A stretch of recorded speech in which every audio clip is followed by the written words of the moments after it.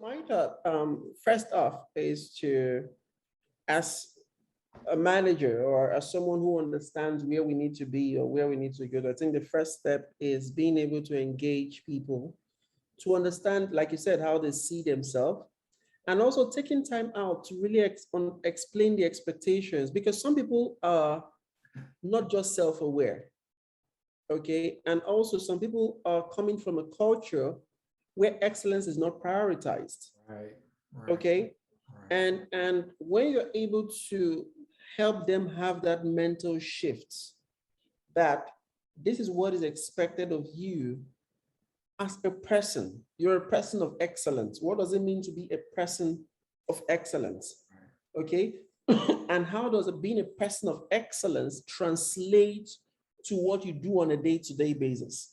Okay. And people do not really understand that. I wish I give you a story. So when I resumed the first few weeks, I always went into the finance department. I always joke with them that I wish I took pictures of the finance department. It was a mess.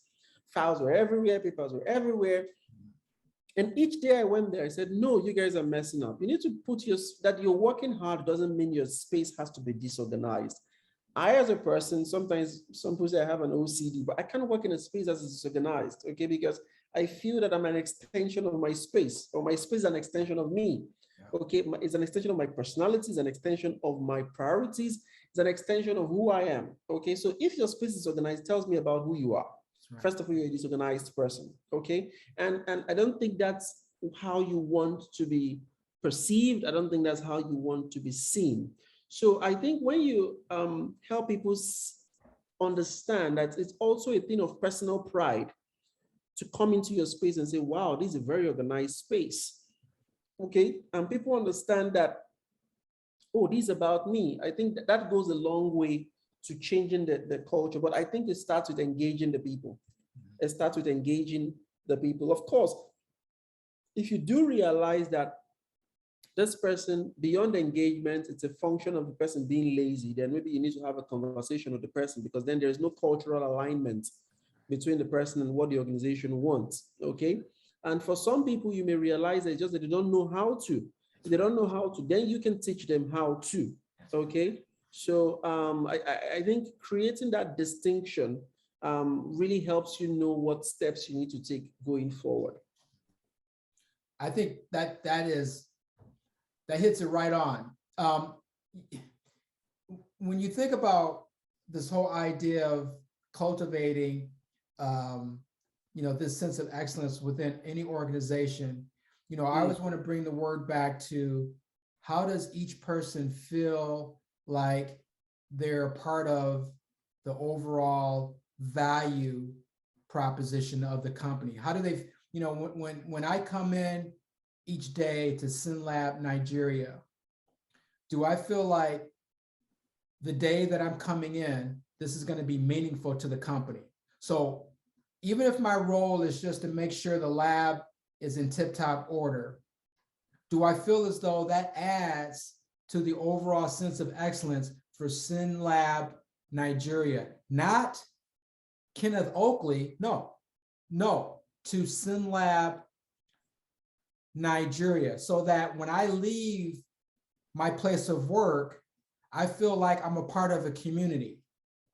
And maybe that's the word, we're missing here, Kenneth, is exactly what you just said.